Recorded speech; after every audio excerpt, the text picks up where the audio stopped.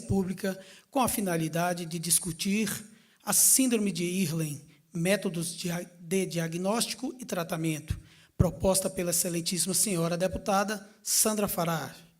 Tomará posição à mesa para presidir esta audiência pública Sua Excelência, a senhora primeira secretária da Câmara Legislativa do Distrito Federal, deputada Sandra Farage.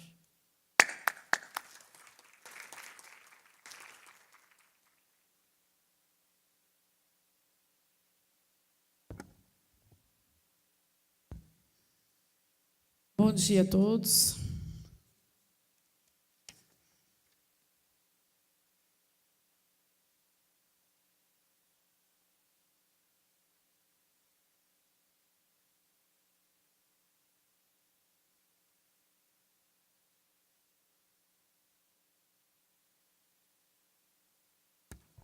Sob a proteção de Deus, tenho a honra. Sob a proteção de Deus, tenho a honra de declarar aberta a presente audiência pública da Câmara Legislativa do Distrito Federal para discutir sobre síndrome de Irlen, métodos de diagnósticos e tratamento. Eu gostaria de convidar para fazer parte da mesa a especialista em oftalmologia e mestre em biologia molecular, doutora Márcia Reis Guimarães.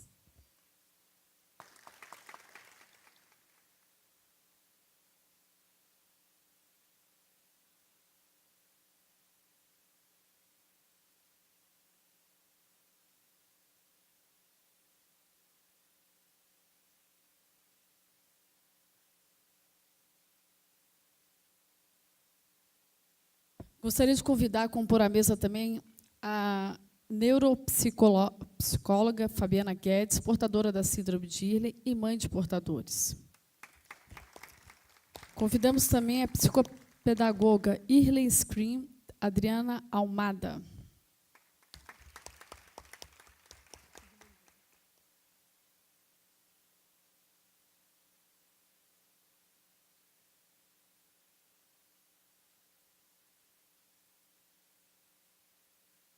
A psicóloga Irlen Scream, Daniela Brauer.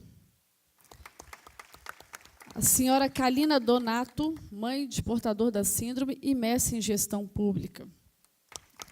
A senhora Neuza Reis, mãe de 2 filhos portadores da síndrome.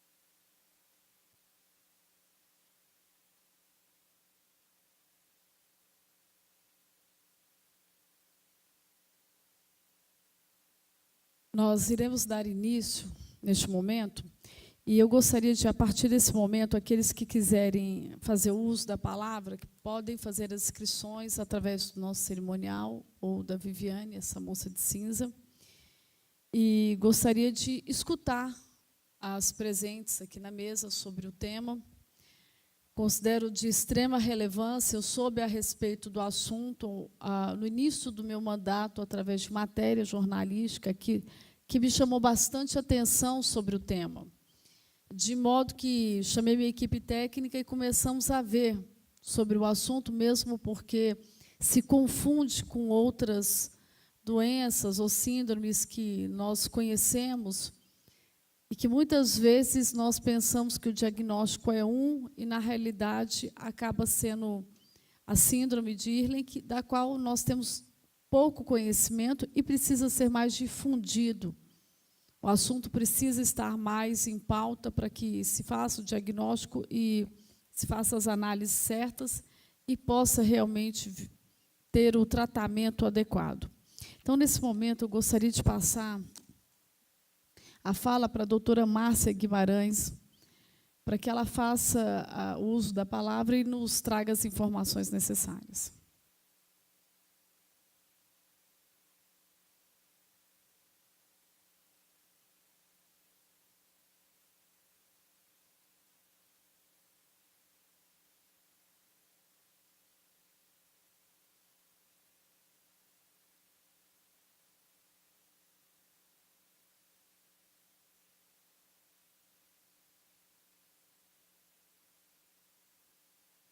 a todos. E hoje de manhã, indo para o aeroporto, que eu estou vindo de Belo Horizonte, com muita honra, participar dessa audiência pública aqui em Brasília, eu me dei conta do momento especial que é essa audiência pública, deputada Sandra. Um momento especial que nós estamos vivendo com essa proposta que você fez aqui. E me deu uma especial emoção, porque eu acho que, com a queima da nossa história, do nosso passado, no Museu do Rio de Janeiro, o que resta para a gente? E eu fiquei muito feliz, Sandra, porque você pode significar o futuro da criança. A gente está perdendo o passado, mas quem sabe, com esse seu projeto, a gente resgata o futuro. Porque a educação está passando por um momento seríssimo agora. Acaba de sair as avaliações sobre o ensino básico, onde a gente está tendo cada vez mais uma perda relevante, significativa, no ensino fundamental, ensino médio. É lamentável o que está acontecendo com a educação brasileira. Então, eu fico muito feliz, me surpreendo com a sua juventude, me surpreendo pela sua iniciativa, pela sua sensibilidade, por um problema de extrema relevância e que pega justamente a saúde e a educação desde a idade mais jovem, quando a gente começa a ser introduzido como cidadão. Sabe? Então, eu quero te dar os parabéns e eu gostaria de ter muitas outras pessoas com a sua visão, com a sua proatividade e, acima de tudo, com a vontade de fazer o que o Brasil precisa nesse momento. Muito obrigado por você nos propiciar isso. E quero também agradecer o esforço tremendo que é feito pelas famílias, pelas profissionais que trabalham e que têm trazido a relevância desse tema ao conhecimento de todos. Então, eu vou fazer rapidamente aqui, apresentar melhor, né, o que é a síndrome de Irlen, de uma maneira relativamente rápida, mas que eu acho que é interessante para que a gente tenha essa visão, né? E essa adoção de testes para diagnosticar, para intervir na síndrome de Irlen no Distrito Federal, acompanha uma tendência que a gente está vendo em outros estados, em que está aumentando muito a consciência da importância do rastreamento e da identificação precoce desses pacientes, né? Então, isso é muito, muito importante. Aqui, esse trabalho espelha um trabalho que está sendo feito, gente, por mais de 5.000 profissionais da saúde e educação por todos os cantos do Brasil. Nós temos screeners em Brasília, mas temos também na Ilha de Marajó, no sul do Brasil, em campos, inclusive, em regiões, inclusive, de sem terra, na beira do Araguaia, nós estamos tendo esse tipo de rastreamento, o que é uma coisa extremamente importante. Esse trabalho que está sendo feito há mais de 15 anos, ele é feito através da Fundação Hospital de Olhos. Nós temos vários projetos, inicialmente com saúde ocular na infância, e depois esse trabalho foi sendo também levado para os jovens e adultos que necessitam de continuidade de tratamento. Ele alcança muitas pessoas em vários níveis, e hoje a capilaridade está ainda maior, em função de termos vocês, parceiros, professores, educadores, médicos, que fazem esse trabalho conosco. Esse trabalho é um trabalho que tem várias frentes. O projeto Bom Começo é um projeto que está se tornando nacional e visa a identificação precoce, garantindo, então, um bom começo da criança na escola, eliminando possíveis digamos assim, possíveis âncoras que não deixem essas crianças se desfraudarem em todos os horizontes que eles têm pela frente. E esse trabalho já foi feito em Belo Horizonte, esse trabalho de rastreamento que está sendo proposto aqui em Brasília agora. Lá foi feito um tratamento com 1.200 professores de 2ª para 3ª série, e foi um trabalho muito bem sucedido. Eu vou mostrar os resultados aqui. As professoras aprenderam o que é, aprenderam como prestar atenção nas crianças, depois replicaram isso e os profissionais da saúde e educação mais voltados para uma fase mais sofisticada, que é o psicopedagogo, o neuropsicólogo, o fonoaudiólogo, o terapeuta ocupacional, completaram as devidas reabilitações. Esse trabalho, inclusive, já foi replicado no Canadá, onde há uma extrema preocupação com a precocidade do investimento.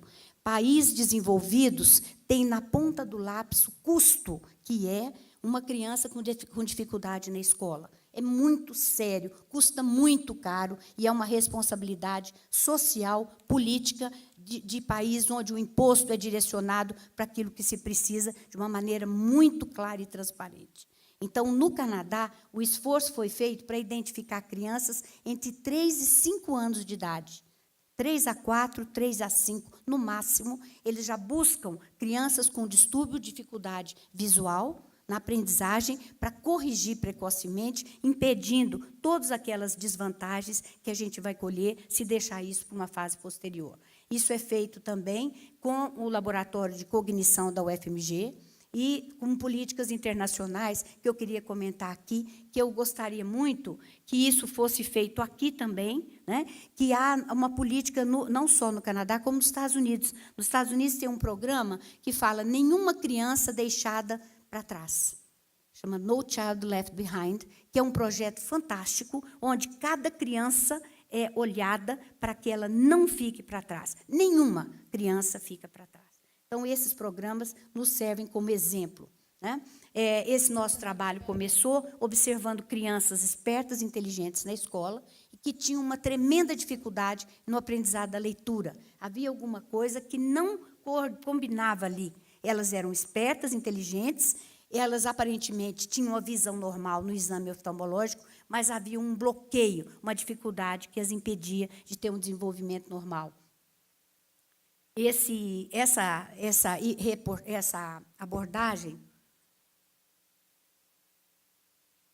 tem extrema relevância, porque, no caso do ser humano, a visão dos 5 sentidos é o mais importante na aprendizagem. Ela é extremamente importante e ela tem que ser desenvolvida. O bebê não nasce sabendo ler, sabendo fazer nada, ele vai treinando e aprendendo. E 85% do nosso cérebro usa o estímulo visual para, por exemplo, usar a atividade motora, a parte da audição. A gente escuta um barulho, a gente olha para o barulho para complementar o estímulo auditivo e assim por diante. Então, visão tem um impacto tremendo na forma como nós aprendemos. E, potencializando as nossas habilidades visuais, nós ampliamos a nossa capacidade de aprendizagem. Então, nós vamos aprendendo com treino, com os vários tipos de estimulação que são feitos ao longo de toda a nossa vida, até chegar na leitura, que hoje se tornou uma atividade tão importante, fundamental,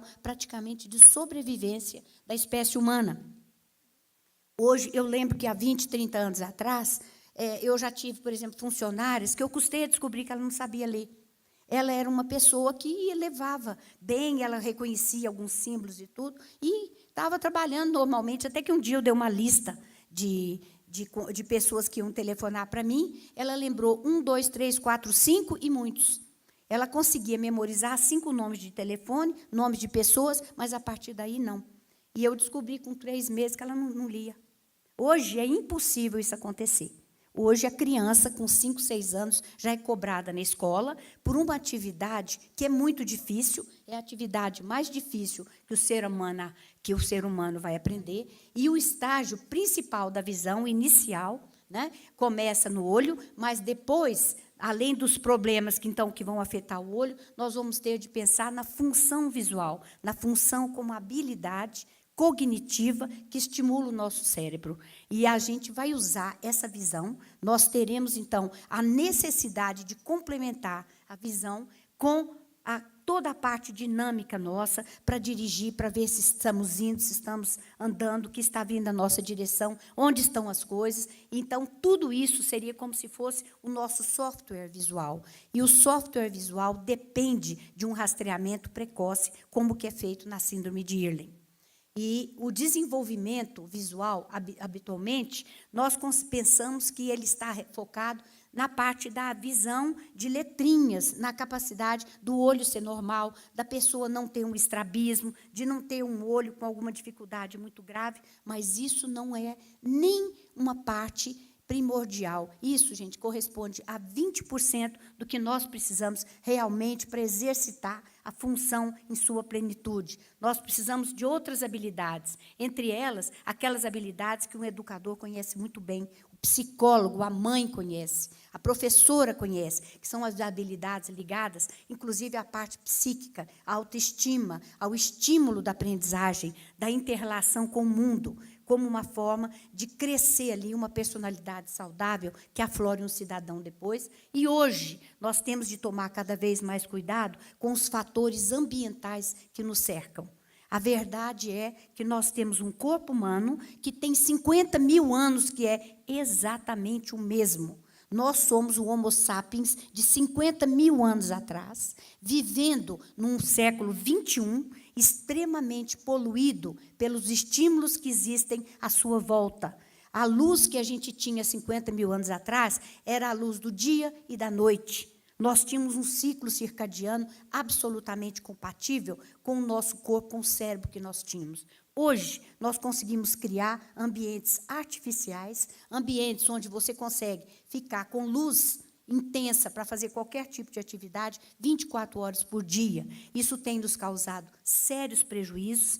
O LED, a luz azul, várias formas de luminância que a gente tem, esses estímulos de tela plana, de computadores, são uma realidade para nós, para os nossos filhos, e esse não é o mundo que o nosso corpo foi criado para ter.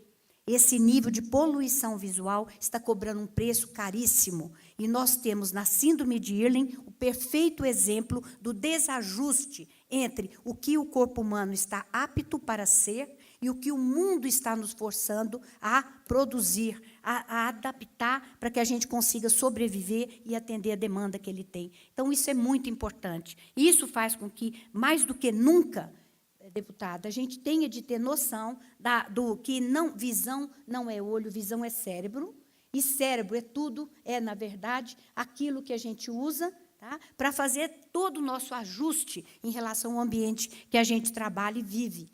E isso, a matéria-prima da visão, é uma parte muito pequenininha do que a gente chama de espectro eletromagnético, que é a luz visível, que é um arco-íris que a gente vê como sendo branco. Então, aquelas frequências são captadas e transformadas no cérebro em estímulos que vão para várias áreas. A gente não se dá conta disso, da capacidade da visão humana, até que a gente vê, por exemplo, uma fotografia como aquela. A gente consegue enxergar um ambiente quase escuro, a plena luz do dia, e nós vamos adaptando rapidamente a qualquer tipo de luminância que a gente tem, de dia, de noite, luz de LED, luz tudo. Mas isso, gente, não é a mesma coisa que a gente estar lendo, porque aí nós vamos ter outros sistemas visuais funcionando, sistemas centrais, maculares, que é o da letrinha, ao mesmo tempo que a gente tem que perceber as coisas que estão à nossa volta. Eu estou conversando com vocês, em nenhum momento eu derrubei esse copo que está aqui do meu lado, numa situação até perigosa, né, gente? Está pertinho, porque eu tenho noção também, olhando para vocês, o que está acontecendo aqui em volta. Isso, gente, são habilidades visuais que nós vamos precisar mobilizar na leitura. Nós vamos olhar as letras e vamos saber coordenar os olhos, saber o que está em volta, para que a gente consiga ter o domínio do texto, da entonação e tudo. Então, é muito difícil. E, muitas vezes, quando a gente tem uma dificuldade de leitura, além daquelas causas clássicas, que é uma dificuldade de aprendizagem, de dificuldade médica, um distúrbio qualquer durante o desenvolvimento, nós pensamos em duas outras, que é a dislexia e a síndrome de Irlen, que é o do estresse visual. Há outras causas também, né, como a gente já conhece, e como a deputada muito bem colocou aqui, a deputada Sandra, nós temos de fazer diagnósticos diferenciais. Existem muitas causas que podem levar a distúrbios de aprendizagem. E, entre elas, nós temos de pensar em duas causas específicas, das quais a mais fácil de reverter, a mais fácil de fazer uma intervenção de baixo, médio custo é a síndrome de Irlen. É muito mais fácil reabilitar uma criança com síndrome de Irlen do que uma criança que tenha dislexia.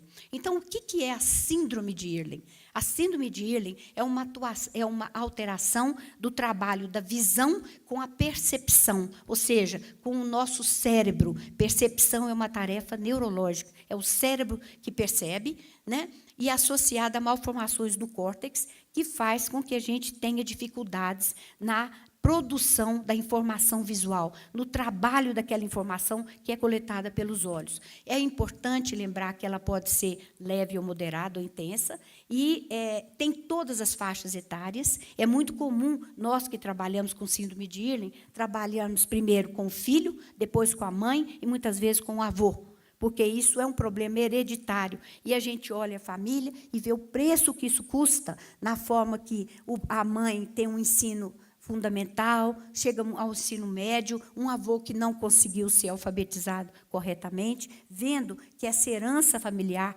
cobra um custo enorme em termos de genética familiar e desempenho. Então, tem 6 manifestações que são muito importantes e que podem vir isoladas ou em conjunto. Primeiro, uma fotossensibilidade, ou seja, fotossensibilidade é um desconforto em presença da luz. Variando o tipo de luz, nós temos um desconforto visual. Fotofobia é um desconforto à luz. Desfocamento na leitura, porque na leitura exige-se uma perfeita nitidez para extrair aquela informação visual, aqueles pequenos símbolos gráficos que a gente tem que identificar imediatamente numa velocidade de 600 vezes por minuto, que é o que o olho humano faz. A restrição do campo visual periférico. Não é possível controlar a visão central e a visão periférica dessas pessoas. Então, isso traz uma série de dificuldades para deambular, caminhar, etc., para essas pessoas. Elas se tornam, não têm acesso muito fácil para praticar um esporte, e etc. Da dificuldade de adaptação de contraste, ou ela vê o preto, ou ela vê o branco. O papel branco, muitas vezes, brilha para ela pela sensibilidade exacerbada que ela tem. Muitas vezes, isso traz uma dificuldade de atenção, comprometendo, então, o bom desempenho, e uma dor de cabeça, que é muito frequente nesses indivíduos. Então, eu até gostei muito que essa menininha comprou essa camiseta e não tira. Ela é minha paciente, gente. Está vendo? Ela foi na Disney e a camiseta que ela usa sem tirar é o Mickey tampando os olhos. Ela falou, mãe, essa camiseta é a minha cara. Olha, eu achei que isso aí fala tudo, né, gente? Uma imagem vale mais que 1000 palavras. Então, é o quê? Fotossensibilidade é a nossa capacidade de adaptação, porque durante o dia, durante a noite, a luz muda muito. E aí, é claro, se a gente tiver variações de luminância, nós teremos muita dificuldade de prestar atenção. E hoje a luz, como eu falei, varia demais. O LED azul, a luz fosforescente, a luz incandescente, todo lado hoje tem. Isso é um fator importantíssimo. A luz de LED azul hoje é um fator de comprometimento da saúde humana. Ela atrasa o sono, ela atrasa, e não dormindo bem, nós temos comprometimento de memória e vários outros hormônios do corpo humano. O ofuscamento, gente, é justamente o excesso de luminância que a gente tem, por exemplo, com farol de carro, aqui em Brasília, um lugar muito claro, com a própria luz do sol, né? E isso faz com que essa pessoa tenha lacrimejamento, ela coça os olhos, ela manifeste sintomas físicos de desconforto diante dessa situação. É muito difícil esse lacrimejamento. Você vê que a pessoa tem sofrimento. E ela vai fazer um trabalho visual nessas condições, ela começa a ficar cansada. Então, é uma coisa que a gente observa nas crianças, esse cansaço que elas têm depois de algum tempo de leitura, e uma preocupação que a gente tem. Ela balança, ela tomba a cabeça, ela abaixa a cabeça em cima, às vezes, do papel, na sala de aula, chamando atenção e, muitas vezes, sendo confundida com preguiça, desmotivação, ela não tem nenhum interesse pelo que ela está fazendo. É pena que não dá para ver, está muito claro aqui, mas essa criança, ele está lacrimejando depois de ter lido por 10 minutos. Tá?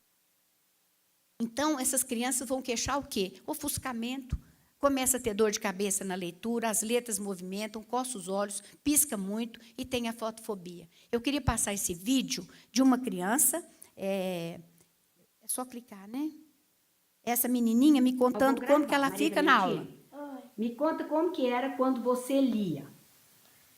Ai, era tão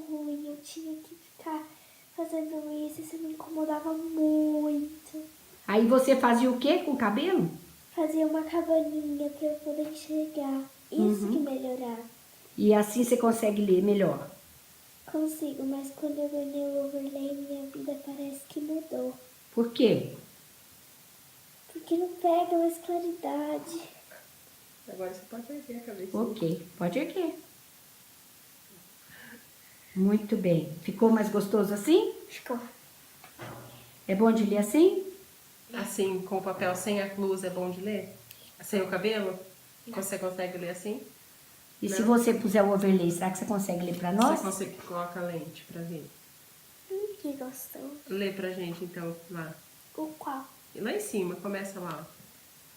Em todos os tempos, uma das maiores conquistas feitas pelo homem foi, sem sobra de dúvidas, o domínio do fogo, o que ocorreu há mais de 1 milhão de anos, com seu uso espécie humana. Ok, gente?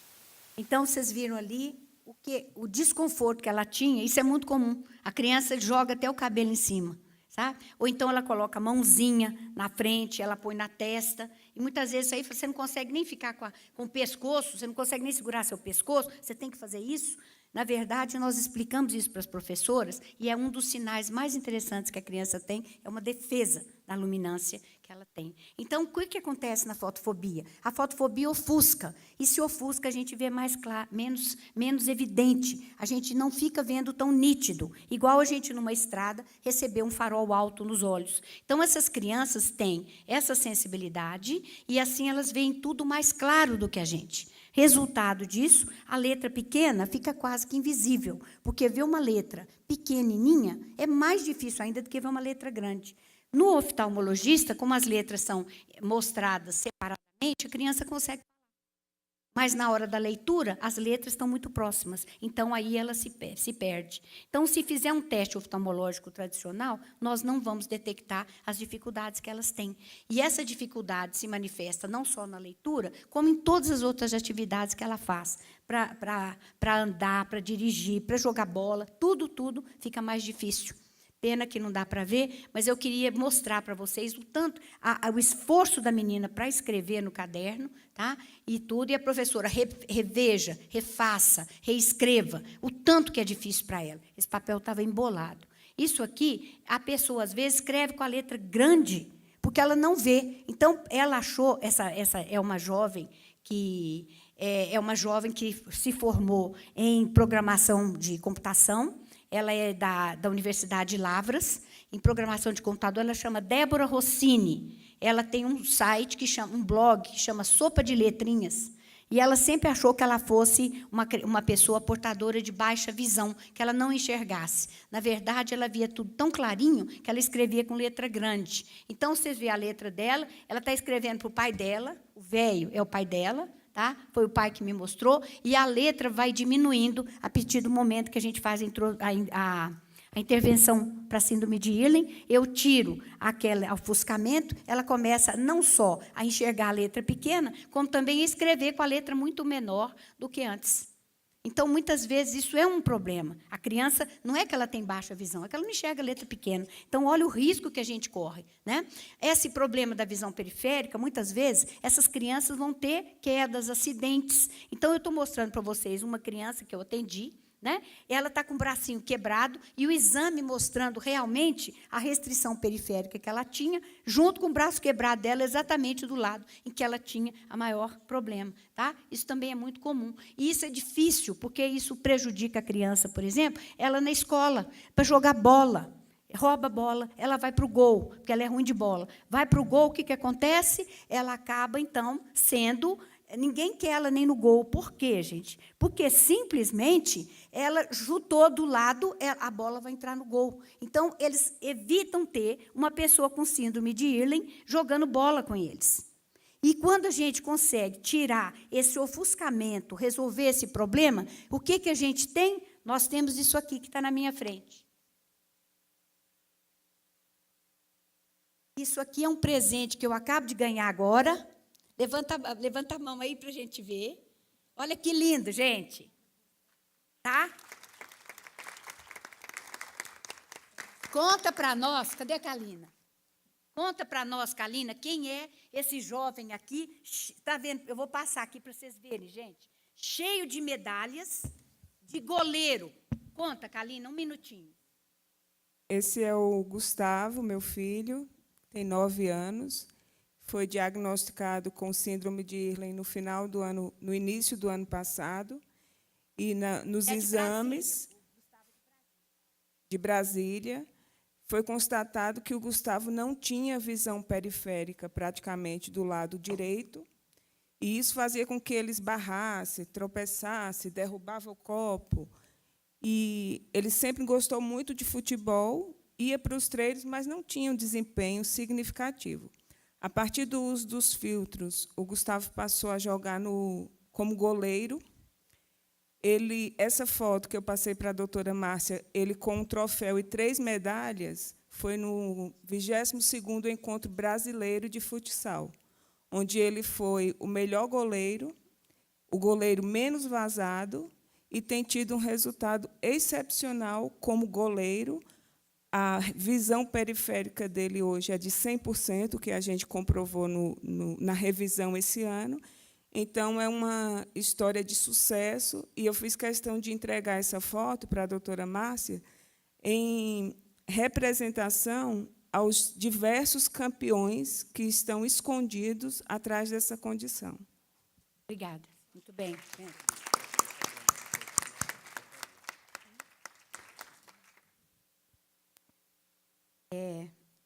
Eu vou, se der tempo, eu passo a Natália, só para a gente não atrasar mais.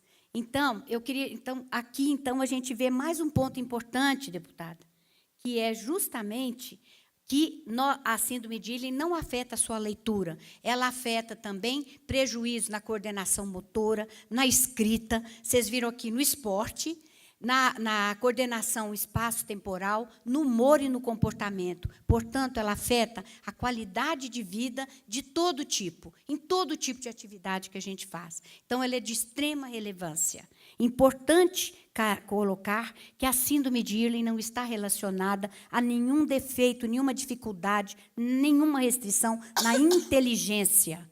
Ela afeta todo tipo de cidadão, desde as pessoas superdotadas, bons leitores, pessoas com curso superior, até mesmo crianças com autismo, que seria outra dificuldade que a gente tem social.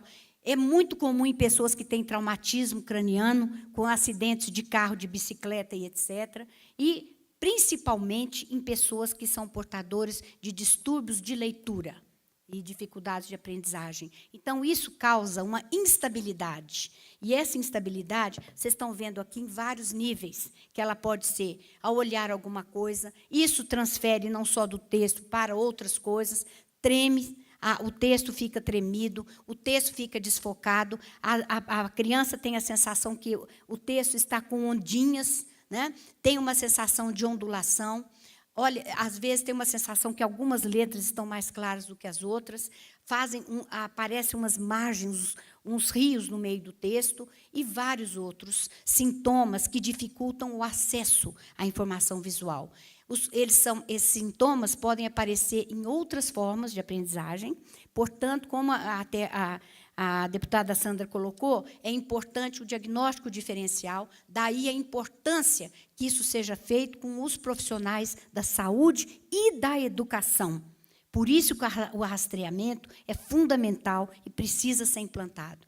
Porque nós temos de separar, o tratamento da dislexia vai ser diferente, a criança que estiver associado, porque ela vem associada no déficit de atenção, no TDAH, na dislexia. Então, nós temos de saber separar, porque a cada César, nós precisamos ter a sua intervenção. Isso é importante porque leva a uma sobrecarga sensorial, essas pessoas ficam extremamente cansadas, isso afeta o humor, o desempenho, a qualidade de vida, e são pessoas que ficam permanentemente exaustas. São crianças que começam uma prova e, no meio da prova, elas já estão absolutamente exauridas.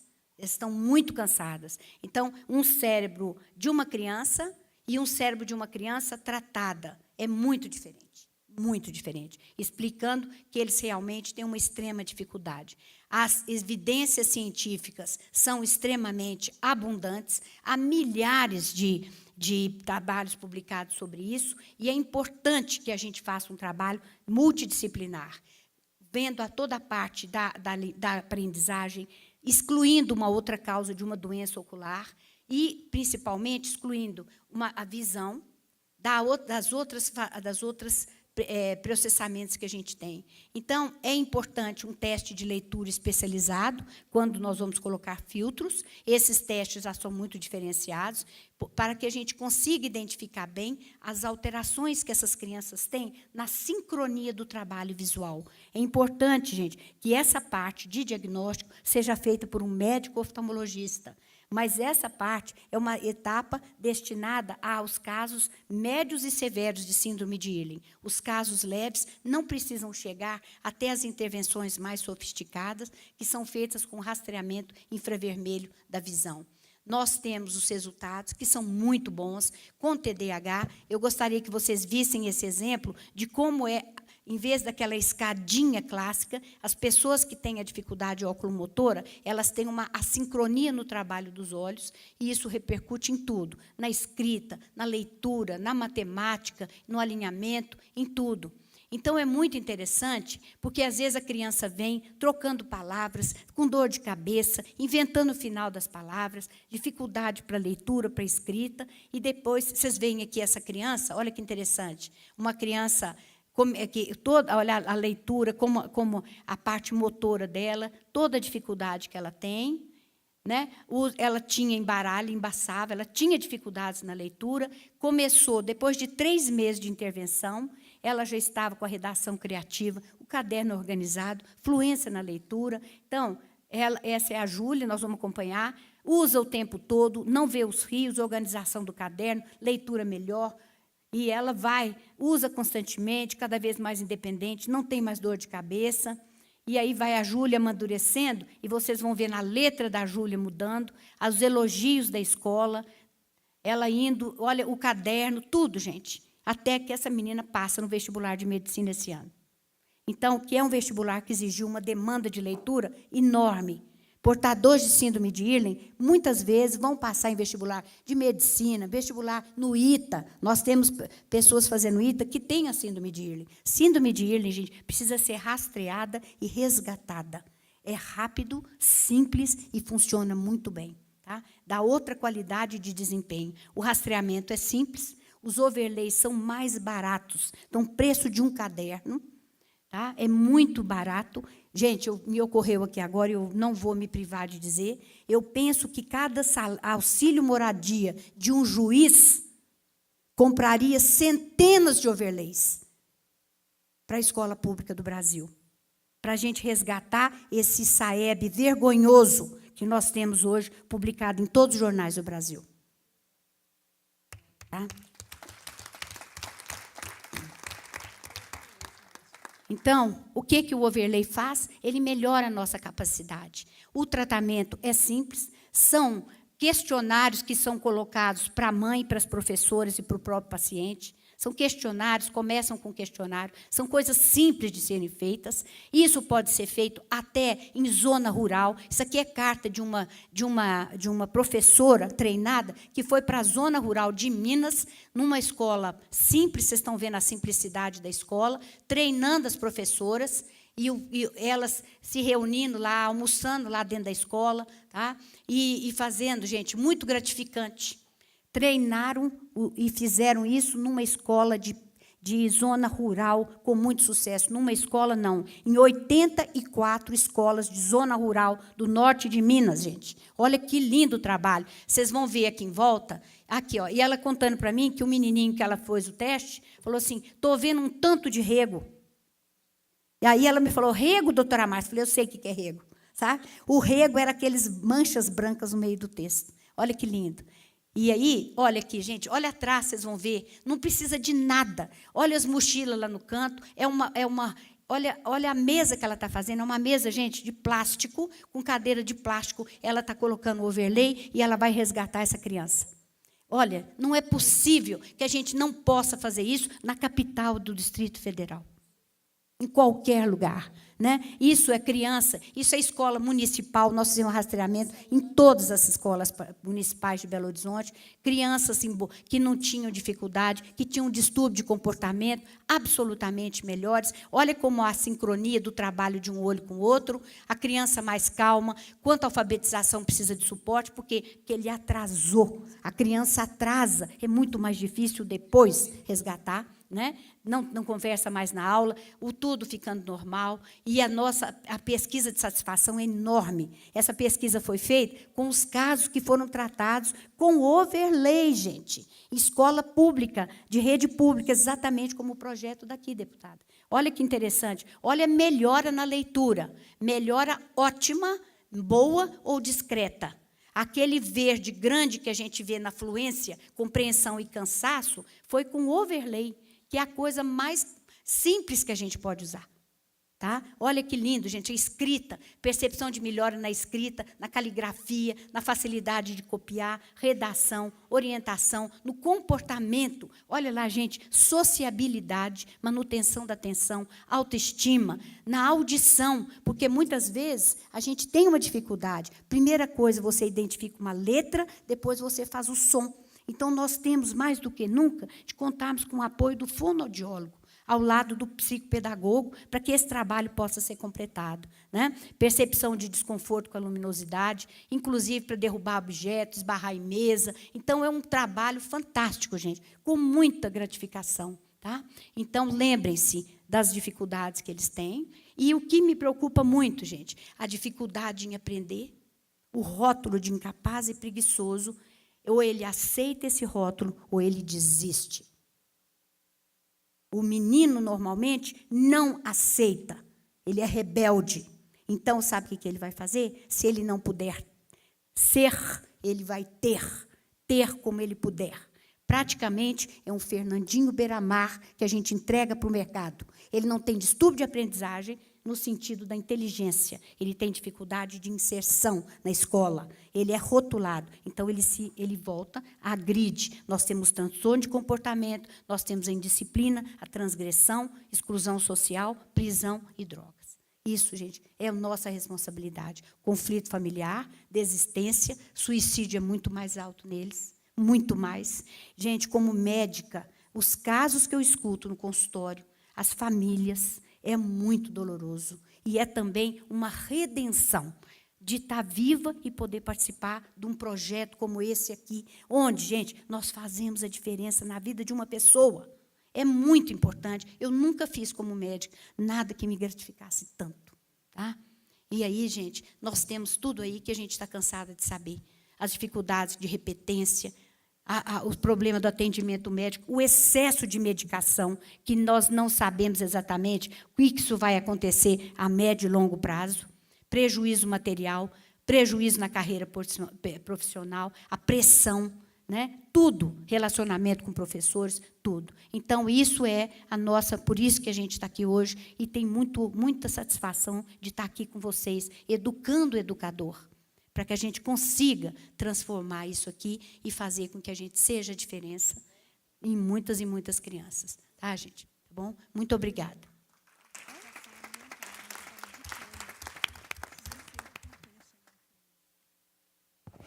Muito obrigada, doutora Márcia.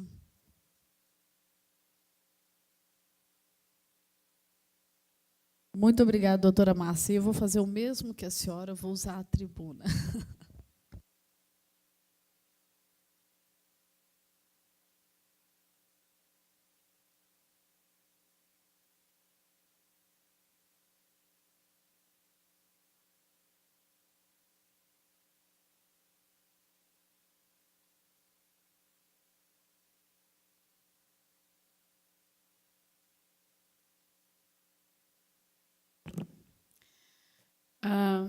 Gostaria, mais uma vez, de dar o bom dia a todos, cumprimentar a todos, em especial a mesa, na realidade, em especial a todas, mas na pessoa da doutora Márcia e da Daniela, que foi a pessoa que viabilizou, numa conversa nossa, essa audiência. E eu estou muito honrada com a presença de todos vocês aqui, porque a senhora falou em fazer diferença na vida de uma pessoa. Eu tenho uma vida de missões, a minha vida é missão. E isso sempre foi muito forte na minha vida, fazer diferença na vida das pessoas. E hoje nós estamos tendo essa oportunidade, reunidos aqui nessa audiência pública da Câmara, para tratar desse tema, dessa síndrome de Irlen, essa alteração visual e perceptiva, ocasionada por um desequilíbrio na capacidade de adaptação de luz pelos olhos. É isso? Estou certa, doutora? Bom, eu nem sabia que essa síndrome existia. Eu não fazia ideia que ela existia e que afetava milhares de pessoas, que era algo que podia estar na casa de muitas pessoas. Eu não fazia nem ideia. E eu conheci através de matéria jornalística, nos interessou. A partir daí, a nossa equipe técnica, eu tenho alguns projetos que são assim, eu me interesso pelo tema, a nossa equipe técnica se aprofunda e a gente propõe algo sobre isso. Me chamou muita atenção a reportagem das mães contando a angústia dos seus filhos. E quando eu recebi a doutora Adriana Brandão, a Daniela e Neuza no gabinete, que eu escutei relatos de adolescentes que chegaram a querer se suicidar por não conseguir sair daquele estado de crescimento, repetindo em sala de aula, não conseguia evoluir, isso me chamou muito a atenção, porque eu sou uma defensora da vida. Eu tenho bandeiras fortes, muitas delas polêmicas. Eu sou militante contra a ideologia de gênero, contra o aborto, contra a automutilação infantil. E são temas extremamente controversos, que eu sei que não estão na moda hoje, sabe, doutora? Mas eu não estou interessada em moda, não. Moda a gente usa na roupa. Eu estou interessada em valores e em princípios. E, quando eu conheci, me chamou a atenção, e depois que eu recebi as meninas no gabinete, eu fiquei muito sensibilizada, porque os filhos, crianças atormentados, ler e não enxergar, não entender, aquilo é muito sério e mexeu muito comigo. E, em seguida, a gente começou a fazer ações como essa audiência. Eu já tinha proposto o projeto para diagnosticar, para que a gente pudesse diagnosticar a existência dessa síndrome de Irlen. Busquei informações na internet e pude constatar que 46% das pessoas com dificuldades escolares têm síndrome de Irlen, um dado fortíssimo. Impressionante, o que fez a gente propor o projeto 1304 em 2016. Esse projeto tramita aqui na casa desde 2016. Se Deus quiser, antes do final desse ano, nós teremos aprovado ele. E eu vou envidar todo o esforço, vocês não têm noção. Eu sei que nesse período eleitoral, a gente quase não está tendo votação aqui, mas daqui a 30 dias passa, né? Se a gente não conseguir nesses 30 dias, passa e nós voltamos ao ritmo normal. E esse projeto ele assegura aos alunos do sistema de ensino do Distrito Federal a adoção de testes para o diagnóstico. É um projeto da nossa autoria, mas elaborado com a participação de pais e mães. E a gente teve a participação da doutora Adriana, da doutora Daniela, que estiveram sugerindo alterações técnicas no texto. Eu estou até com as alterações, que é desse jeito mesmo. Nós fazemos um texto principal, o tema principal, e a gente vai aperfeiçoando ele conforme as necessidades, conforme as informações mais precisas. E ele já foi aprovado da Comissão de Educação, e agora, se eu não me engano, ele está na CUF, para ser aprovado.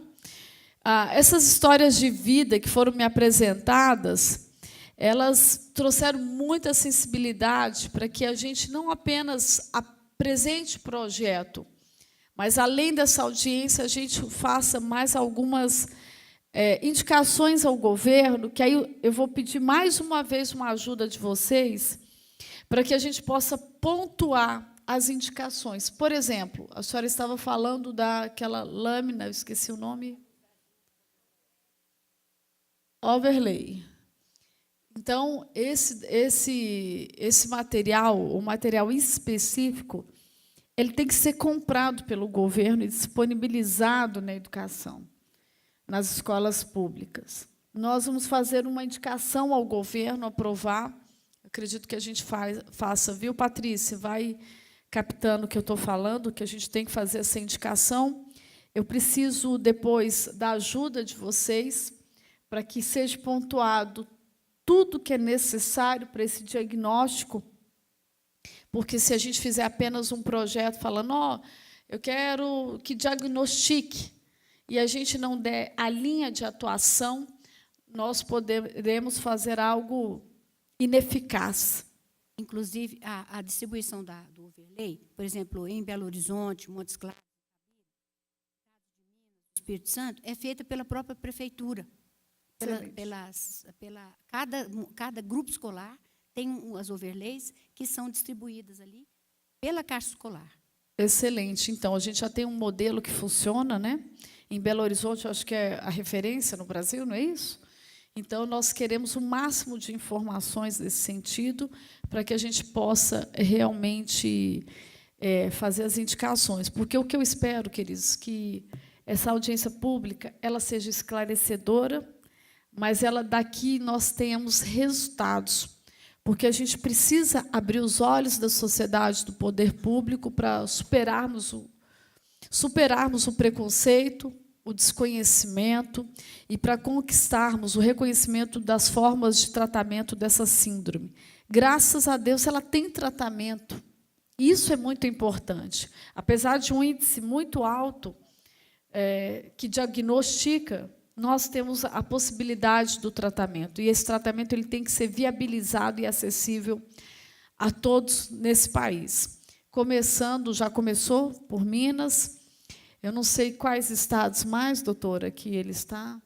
Ela está muito ativo. São Paulo tem um núcleo muito bom que trabalha com isso. São José dos Campos, São Paulo, Campinas. Nós estamos fazendo vários seminários e simpósios, inclusive para médicos. Nós teremos mais 2 no estado de São Paulo. O doutor Ricardo está indo agora o mês que vem, na Bahia, falar sobre isso. Rio Grande do Sul também está planejado. Então, nós estamos difundindo isso, e existem já médicos preparados para atender e tudo, praticamente em todos os estados brasileiros. Nós temos 19 profissionais. Nós temos aqui em Brasília médicos preparados? Brasília, não. Nós temos pessoas que foram treinadas, mas não levaram à frente, porque é um trabalho multidisciplinar. O médico tem que descer do pedestal e trabalhar como profissional da educação. Uhum. E é um pouco difícil, porque o médico tende a ser um ser que trabalha muito sozinho, sabe? E esse trabalho, não. Ele é uma união de médico, educador e a trabalho família. Coletivo. Né? É um trabalho especial para quem tem a vocação para fazer isso. Senão, sem a família, sem todos, e sem você, esse trabalho não vai para frente, não acontece. Ele vai para frente, doutora. Independente de mim, eu tenho certeza que ele vai para frente, porque não só eu tive a sensibilidade, mas antes de mim vieram vocês. Vocês tiveram essa sensibilidade. E eu sou uma pessoa que trabalho com causas. E eu amo trabalhar com causas. E eu acredito que a gente pode ir além. Além de nós fazermos as indicações ao governo do Distrito Federal, que gostaria muito que ele atendesse às nossas indicações, eu vou me propor, até nesse ano, no próximo, da gente fazer uma parceria no Senado Federal, para que a gente possa ter um senador que abrace essa causa e possa transformar isso numa ação macro dentro do Brasil, e a gente tenha facilidade para não só o diagnóstico, mas para todo o tratamento. Quero que vocês contem muito comigo sobre isso, e eu creio que vai dar certo. Deus abençoe a todos. Obrigada.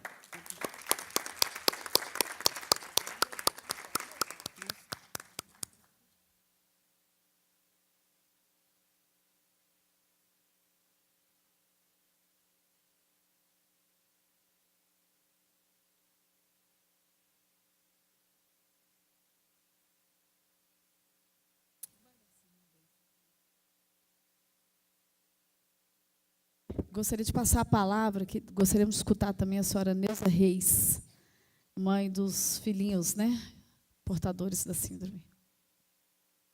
Cumprimento a todos. Um bom dia. Alguns já me conhecem, sou a Neuza, sou mãe do Alisson e da Letícia. O Alisson teve o diagnóstico em 2016, mas sempre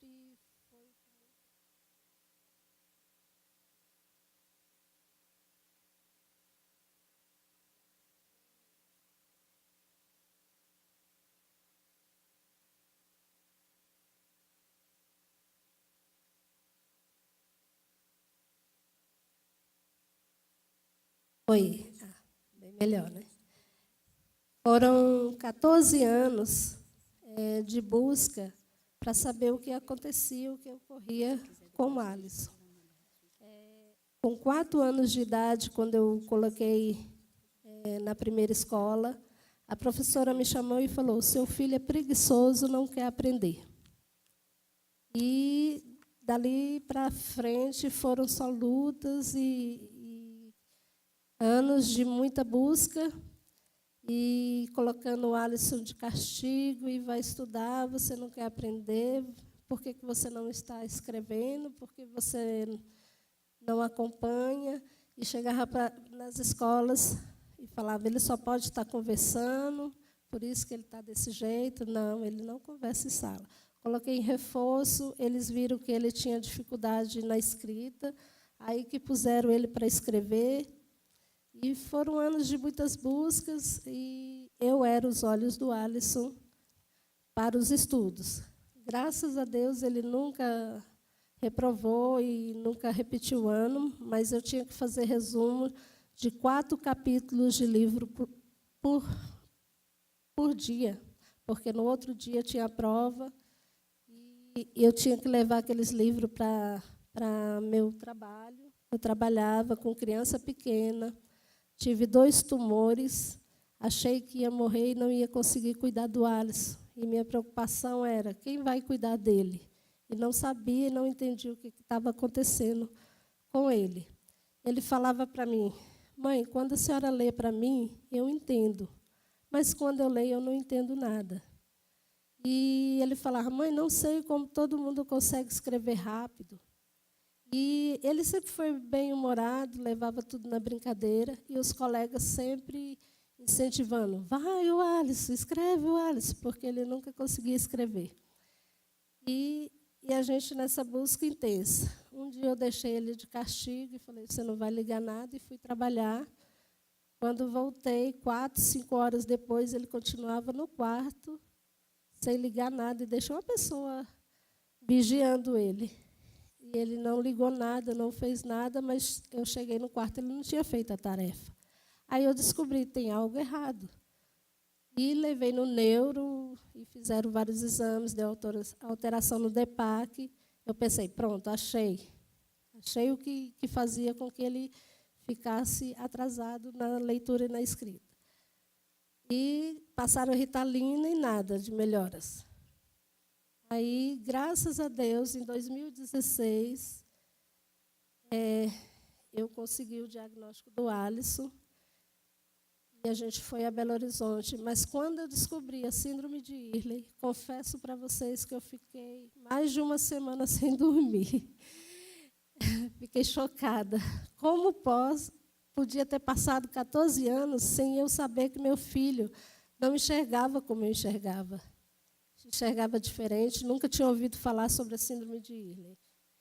E eu fiquei com esses 2 problemas, 2 tumores que eu tive, um na cabeça, pressionando o meu nervo óptico. Eu fiquei 6 meses cega.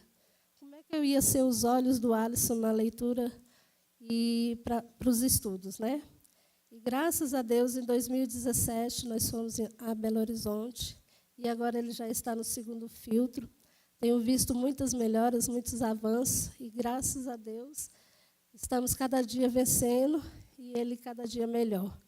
Tenho visto muita mudança na vida dele, principalmente sensorial, acima de tudo. Então, foram grandes vitórias. E também tenho uma mãe aqui que me autorizou a passar a história dela, que também foram 14 anos de busca, né? Ela é auxiliar doméstica, né? E também ficou nessa busca a respeito do filho dela. E o pai da criança também não conseguiu estudar, né? Hoje está preso. E a criança, esse ano, a Cláudia Marra fez uma vaquinha e deu óculos para a criança. E agora, o ano que vem, né, estamos buscando aí como fazer para conseguir esses óculos para ele, né? E a gente também fez a vaquinha também para conseguir a estadia dele em Belo Horizonte. Então, foi tudo ajudado pelo grupo, né? Estamos com um grande grupo aí do WhatsApp que tem nos ajudado bastante e tem nos apoiado bastante. E foi um sucesso, graças a Deus. Hoje ele está com óculos, meu filho com óculos, e nós estamos vencendo. E esses dias mesmo eu li uma frase que me chamou muita atenção. E fala assim: nem todos os heróis usam capas. E eu vejo aqui nessa sala muitos heróis, porque nós estamos dando o pontapé inicial para esse reconhecimento que vai resgatar muitas vidas. Inclusive, minha irmã foi diagnosticada esses dias, foi muito chocante, 51 anos, e ela não tinha noção da maneira que ela via, e foram muitos anos também de muita luta. E minha filha também foi diagnosticada, quer dizer, somos uma família Irley. Tá? Eu agradeço a oportunidade. Muito obrigada. Eu gostaria de passar a palavra para a senhora Kalina Donato, mãe de portador da síndrome e mestre em gestão pública. Bom dia a todos. Eu agradeço inicialmente à deputada Sandra Farage pelo espaço cedido para a discussão de um tema tão importante para a sociedade, para a educação e para a saúde pública, como é a síndrome de Irlen. E o meu papel aqui como mãe é compartilhar a experiência vivida com o Gustavo, que todo mundo, a doutora Márcia deu espaço para a gente mostrar a nossa vitória, mas até chegar nesse ponto também foi uma saga. Felizmente, foi mais curta do que no caso do Alisson e de tantas outras crianças e adultos que só descobrem, infelizmente, tardiamente, que são portadores da síndrome. Então, o Gustavo começou a ter dificuldade na escola muito cedo. Eu fui chamada também na escola para que as professoras colocassem as dificuldades que ele apresentava. No primeiro ano, que é a alfabetização, ele não conseguia copiar do quadro, tinha muita dificuldade. E tinha alguns rótulos que geralmente acompanham os portadores da síndrome de Irlen: desastrado, inquieto, preguiçoso. E eu procurei vários profissionais, neuropediatra, oftalmologista, psicopedagogo, neuropsicólogo, e vários diagnósticos de TDAH, déficit de atenção, hiperatividade, indicação de uso de Ritalina. E eu não me convencia que era só aquilo ou que era aquilo. Então, felizmente, eu cheguei à indicação de investigar a síndrome de Irlen, fiz o rastreio aqui em Brasília, onde foi confirmada, e a gente começa a descobrir um mundo novo. Como a Neuza falou, como é que a gente convive tanto tempo com alguém e não percebe as dificuldades que eles têm, que eles enxergam o mundo de forma diferente. Então, quando a gente começa a fazer as perguntas, o que é que você sente? Por que você não consegue ler? Aí a gente começa a ouvir. Meu olho arde, tem um brilho aqui, isso me incomoda. E a gente começa a descobrir um mundo novo. A partir da intervenção com a overlay, inicialmente, e depois com os filtros, a vida dele mudou. Então, ele conseguiu melhores resultados no colégio, melhores resultados neurosensoriais, inclusive com a melhoria significativa da audição, que foi uma surpresa para mim. O que é que mais mudou para você, Gustavo, com o uso do óculos? Mamãe, eu estou ouvindo. A partir do momento que estabiliza a visão, a audição passou a funcionar de forma correta. Então, é muito significativa a mudança que essa intervenção promove, e a gente está aqui como mãe porque a gente quer lutar para que esses benefícios não parem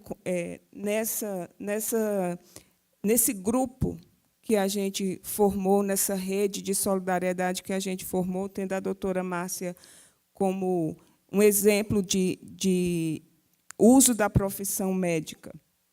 A gente quer que outras pessoas tenham essa oportunidade também, que as escolas iniciem esse trabalho de forma na educação fundamental inicial, para que a gente resgate essas pessoas.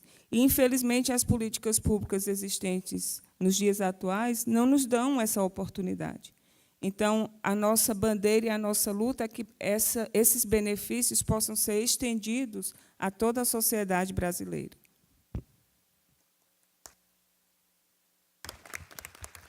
Muito bom.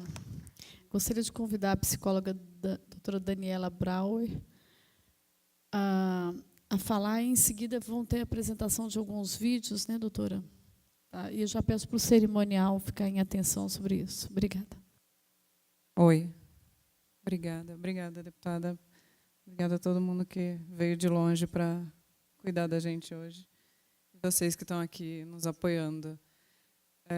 Nós temos algumas políticas públicas, nós temos algumas leis, e é sobre isso que eu vou falar para vocês. A gente já tem um precedente, o que é muito bom. Temos leis municipais aprovadas, projetos de lei diversos, Mato Grosso, em São Paulo.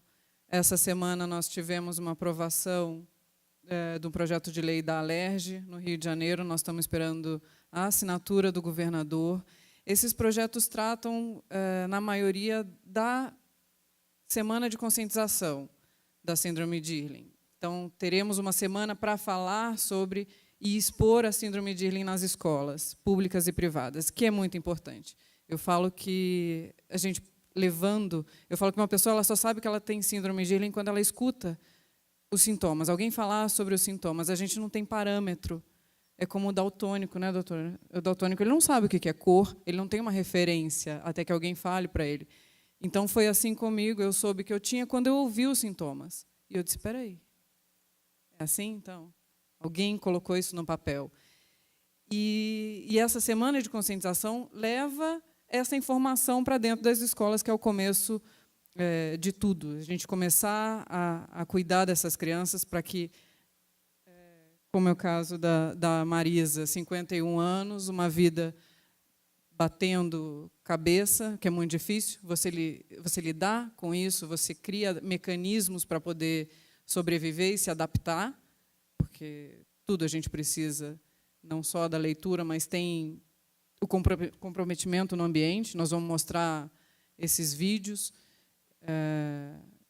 O Lucas, que é um caso impressionante, que não conseguia ver os dedos.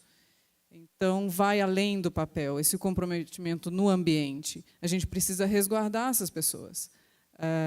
Dirigir com os óculos assim, parece um óculos escuro. Como é que você vai explicar para o guarda, numa batida, que isso não são óculos escuros? Que o que ela está vendo é transparente, que não está afetando, né, a luminosidade, a percepção dela. Muito pelo contrário, está ajudando a percepção dela. A gente precisa de um documento. A gente precisa que as nossas crianças tenham um apoio para fazer um concurso, fazer um Enem, fazer o PAS, fazer uma prova. Precisam de um tempo estendido, precisam de um acolhimento. A gente consegue, com muita luta, uma mãe entra com uma liminar e a gente precisa esperar um tempo de resposta, entendimento do fiscal, entendimento, se ele vai poder usar um overlay, se ele vai poder fazer a prova com os óculos. E até mesmo em sala de aula. Já aconteceu comigo de eu receber, a escola me receber, vamos cuidar, vamos fazer, vamos adaptar, e a mãe fala que não faz. Coisa simples. Teve uma escola que apagou as luzes da frente, que refletiam no quadro. Só a primeira fileira, que é a lousa branca, né, que já reflete luz para todos os cantos, já ajudou um bocado, mas tem escola que já não segue. Então, a gente precisa ter esse amparo, sem ter que ficar... É um desgaste para uma mãe, isso, você ter que ficar comprovando que o seu filho precisa dessa assistência. É muita conversa, e chama um, chama outro, faz uma palestra e explica.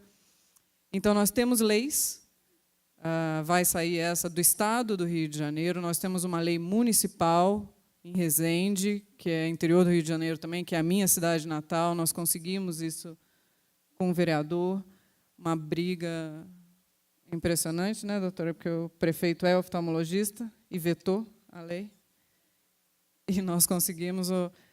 Temos leis no Estado de Pernambuco, então isso já abre precedente para que a gente consiga estender essa política para o resto do Brasil, junto com os outros projetos que estão tramitando. Aqui a gente tem mais um também da conscientização, Semana de Conscientização da Síndrome de Irlen. Então, para que mais pessoas escutem, saibam o que é a Síndrome de Irlen, e que a gente consiga amparar as pessoas que precisam usar os overlays, que precisam usar os óculos.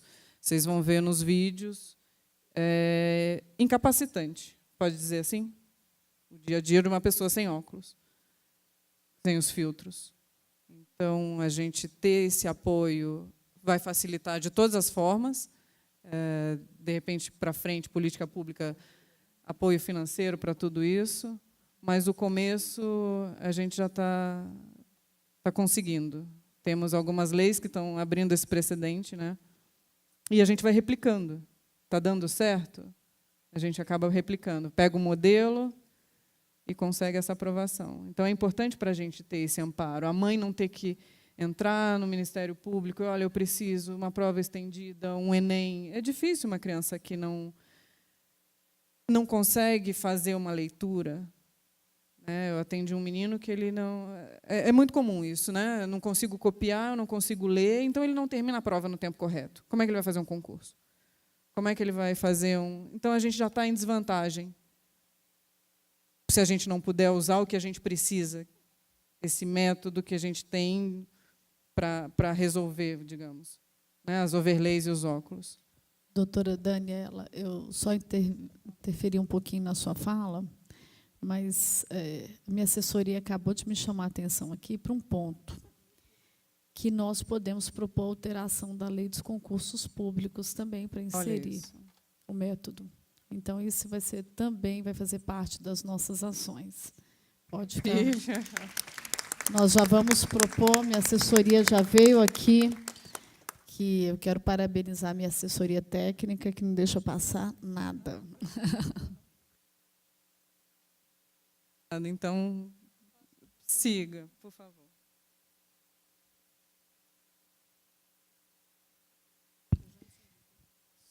Sobre o concurso público, é super importante, porque hoje a gente tenta orientar os pais de como fazer essa inscrição. E dá um trabalho muito grande, fica na subjetividade de uma comissão técnica aceitar e liberar. Os pais ficam muito angustiados com isso, se vai dar certo, se vão conseguir. E uma coisa importante é que, da inscrição, que é março, à prova, que é em outubro, muita gente foi diagnosticada nesse período, que vai ter overlay, que vai ter o óculos, e não conseguiu fazer esse pedido na inscrição. Então, se você pensar em 5.000 screeners, se 1.500 estiverem atuantes e diagnosticarem pelo menos um aluno, né, em fase de Enem, você já tem 1.500 pessoas que não poderão usar na prova.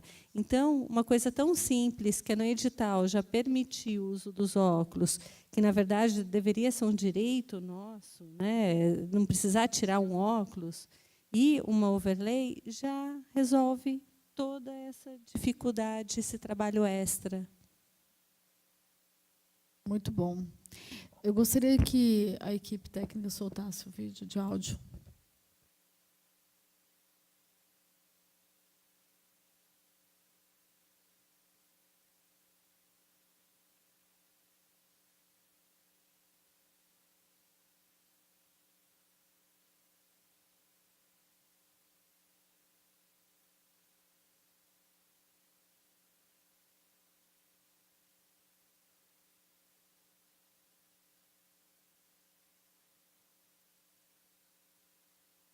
Enquanto ele se ajusta aí com o vídeo, nós estamos com 3 pessoas para fazerem uso da palavra, que é a Ivana Braga, Ana Paula e Luciane Vivacqua. Então, assim que a gente terminar as falas aqui da mesa, eu vou convidá-los para fazer a fala, ok?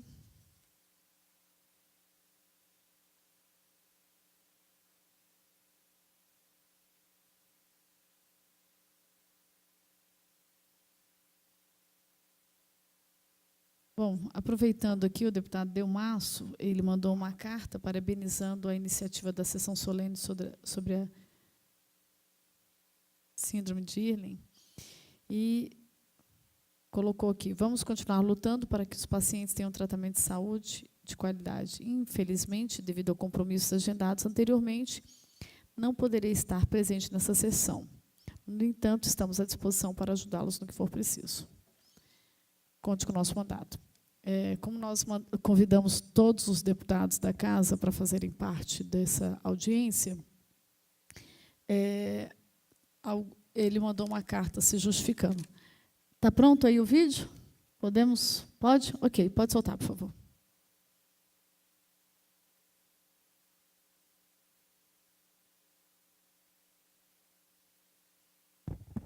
Está faltando o áudio. Durante a minha vida toda eu tive dificuldade.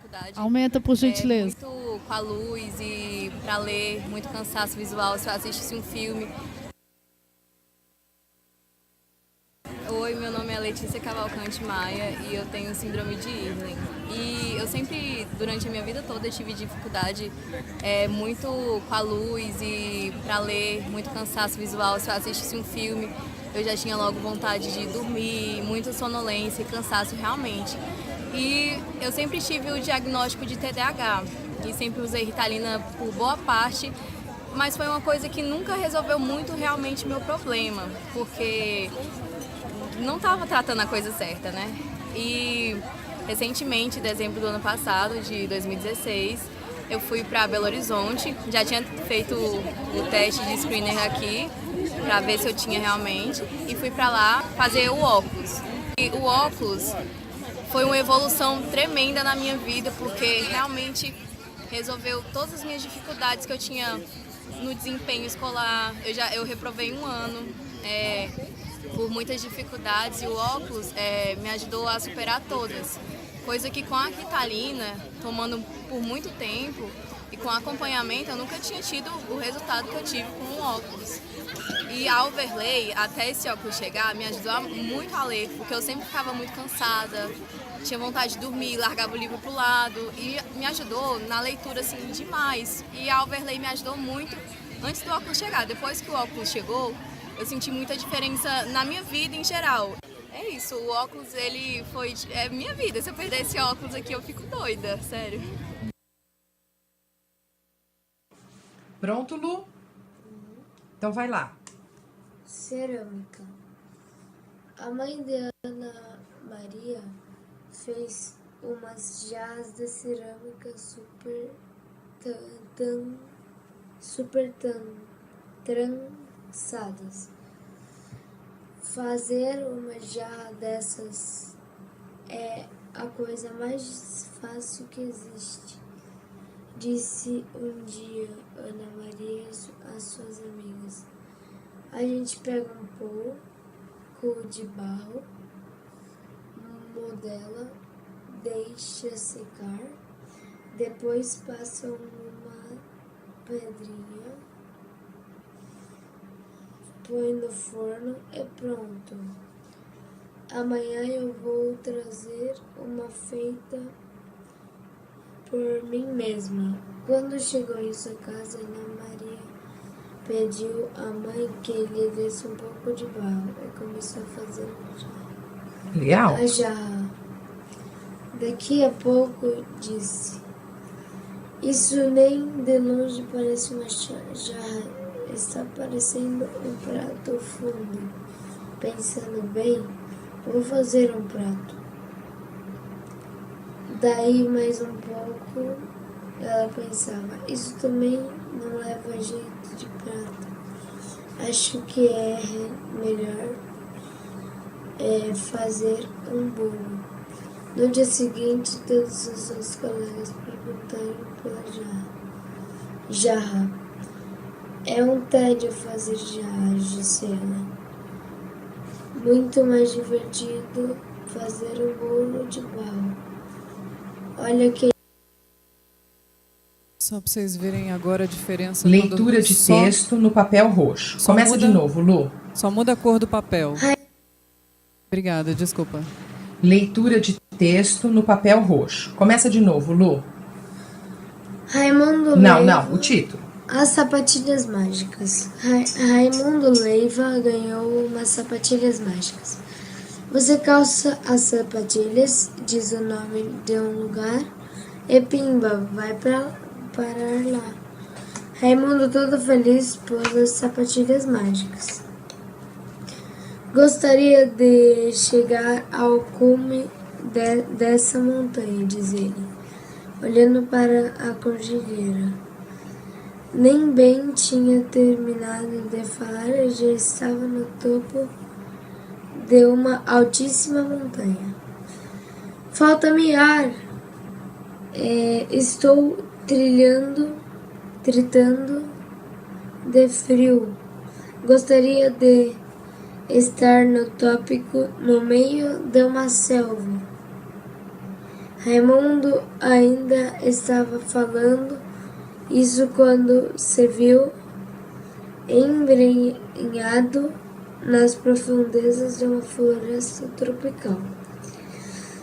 Aqui há muitos mosquitos. Não aguento a umidade e o calor. Eu gostaria de estar no meio do mar. Lucas Monteiro, eu tenho 22 anos e a minha vida inteira eu tive problema com aprendizado. Eu era aquele tipo de aluno que não copiava, não escrevia. E eu lembro muito bem da época de escola que eu era aquele moleque que sentava no fundo da sala, era bastante distraído e os professores falavam que eu era desatento, eu não queria nada ou que eu não me esforçava. Eu não escrevia, eu não lia, não conseguia ler que nem os outros alunos, eu não lia em público. Eu sempre tive a leitura muito fraca. Então, eles sempre estiveram correndo atrás de uma explicação. Então, eu passei por vários médicos ao longo do tempo. Eu fui para neuro, psicólogo, fonoaudiólogo, e chegaram até a me prescrever Ritalina. Mas a minha mãe, ela sempre foi contra Ritalina. Aí, esse ano, meu pai foi para São Paulo, numa viagem de trabalho, e ficou na casa de uns amigos. E essa amiga deles estava usando um óculos assim no menino. Na mesma semana, essa amiga ligou para minha mãe, e a minha mãe começou a correr atrás. E já estava marcado para o final de semana a gente ir fazer os testes com a screen. O momento mais marcante foi quando ela perguntou das distorções. E assim que eu bati o olho em uma das distorções, eu sabia. Eu falei, não, é isso aqui que eu enxergo, sempre foi isso que eu enxerguei. Que é o que nas distorções está descrito como um redemoinho, que é, eu tenho meu foco de visão, e em volta desse foco, ele, aos poucos ele vai distorcendo e eu não chego num ponto que eu não enxergo mais nada.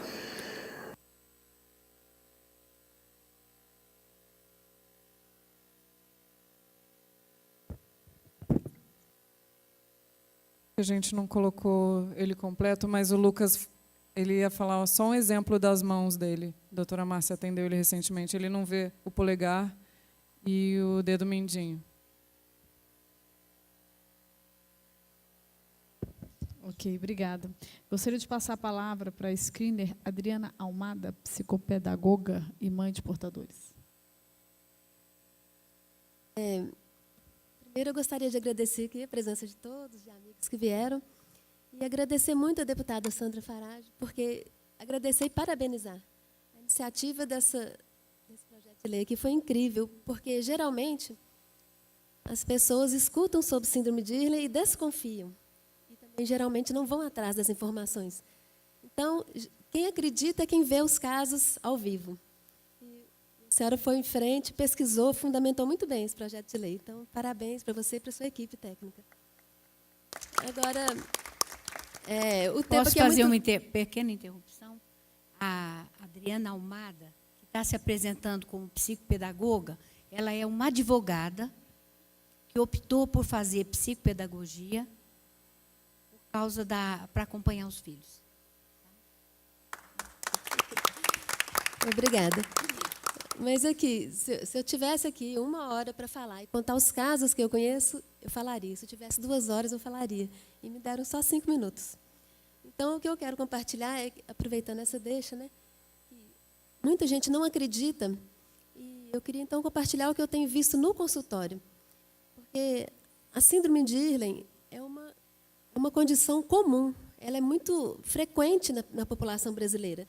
Se formos comparar com a miopia, acho que tem tanto quanto pessoas com miopia e com síndrome de Irlen. O que é raro é o conhecimento da síndrome, e não as pessoas serem portadoras da síndrome. Mas também, igualmente, a miopia, às vezes a pessoa vai no oftalmologista, chega lá, tem 0,25 graus. O próprio oftalmologista fala, não precisa usar óculos. E outra pessoa chega lá e tem 10 graus. Essa pessoa não vai viver sem os óculos. E se ela chegou nesse ponto, de se consultar, ter 8, 9, 10 graus de miopia, e nunca soube disso antes, então ela nem vivia antes. Né? E aí ela teria aquela surpresa. Em miopia é mais difícil acontecer isso. E síndrome de Irlen é a mesma coisa, é uma condição comum, só que as pessoas não sabem que existe, portanto, não vão atrás e não têm a correção. E algumas pessoas têm síndrome de Irlen, num grau tão pequeno que o cérebro rapidamente se adapta à dificuldade, corrige a dificuldade e a pessoa tem uma vida quase normal. Ela não sabe que ela não tem a vida normal. Ela vive como se tivesse a vida normal. Agora, quando a gente está atendendo em consultório, a gente começa a ver muitos casos extraordinários, que se alguém me contasse antes, eu não ia acreditar. Né? Entre esses casos, tem alguns que as mães estão aqui presentes. Né? Nós temos a mãe da Letícia, aquele primeiro vídeo, né? A mãe da Letícia está aqui. Foi um caso fantástico, porque a Letícia mudou de vida. Né? A leitura dela ela não tinha dificuldade, ela produzia na leitura, mas com sofrimento. E o uso dos óculos com filtros Irlen mudaram a vida dela. E, recentemente, eu tive um caso muito marcante, que foi semelhante ao caso que eu tive, que me fez acreditar na síndrome de Irlen, que é o caso da filha da Luciana Vivaco. Ela está aqui também, ela pretende contribuir aqui com a gente, dar o depoimento dela. Mas foi um caso muito marcante também, porque é uma moça de 16 anos, alfabetizada, mas que ela não compreendia, ela não conseguia compreender o que estava lendo devido ao tamanho esforço que ela fazia para ler. Então, ela não tinha aproveitamento na leitura e precisava da ajuda de ledor e de transcritor na escola. Ela também não conseguia escrever. E ela teve no meu consultório uma consulta só, o teste de síndrome de Irlen. Ela voltou para casa e a mãe dela vai contar melhor a hora que a mãe dela falou, vamos assistir a videoaula para estudar? Ela falou, não precisa. Pegou o livro, começou a ler e explicar tudo. Então, é um caso maravilhoso, muito recente. Inclusive, ela foi atendida por médica que, a princípio, uns 3 dias depois do diagnóstico da síndrome de Irlen, da identificação, né? A médica não quis nem ver o relatório, falou que não precisava, porque ela não acreditava muito. Aí, uns 50 dias depois, eu acho, quando a Maria Júlia voltou lá, com as transformações da vida dela absurdas, simplesmente por usar uma overlay em cima de um papel para ler. E as mudanças que ela fez de mudar a iluminação, pintar a cor da parede e outros detalhezinhos, Só isso mudou a vida dela. E aí a médica teve que concordar que síndrome de Ehlers existe, porque não tinha como negar. Então, eu realmente não tenho como contar aqui, dividir todos os casos, mas eu gostaria que todo mundo prestasse muita atenção nisso, porque síndrome de Ehlers existe e explica uma coisa que, para mim, parecia inexplicável. Por que existe o analfabeto funcional? Ou a pessoa aprendeu a ler ou não aprendeu, às vezes não conseguiu aprender mesmo. Agora, a pessoa aprende a ler e não desenvolve, por quê? Uma coisa é você pegar uma criança que está juntando as sílabas, quando ela junta as sílabas, ela ainda não entendeu que palavra formou. Mas, com o tempo, ela vai entender a palavra, depois a frase, depois o texto. Por que alguém, então, continua sendo analfabeto funcional para sempre? E aí a síndrome de Ehlers traz essa resposta. É o estresse visual que não permite a pessoa ler e, ao mesmo tempo, compreender. Ler e, ao mesmo tempo, prestar atenção. E aí a gente vê esses casos miraculosos no consultório, que a pessoa começar a ler na hora. Eu tenho casos de adultos que não chegaram a se alfabetizar, por causa da síndrome de Ehlers. Então, esse chega no consultório, vê o milagre também, ainda vai ter que aprender a ler. Mas esses que já sabem ler e só vão conseguir ler diante da gente, é maravilhoso. Então, eu agradeço a atenção de todos e peço que considerem isso. Realmente, síndrome de Ehlers existe. Precisa ser reconhecida, né? Obrigada. Muito obrigada. Só mais um comentário. Pois não, doutora. Sobre a Adriana. A Adriana faz também missões em outros países, e ela já levou o overlay para a África, para a Índia, né, Adriana? De Nepal. De Nepal. E teve a oportunidade de fazer screenings lá também. Parabéns, vamos aplaudir, gente. É um exemplo sensacional. Gostaria de passar a palavra para a neuropsicóloga Fabiana Guedes, portadora da síndrome e mãe de portadores.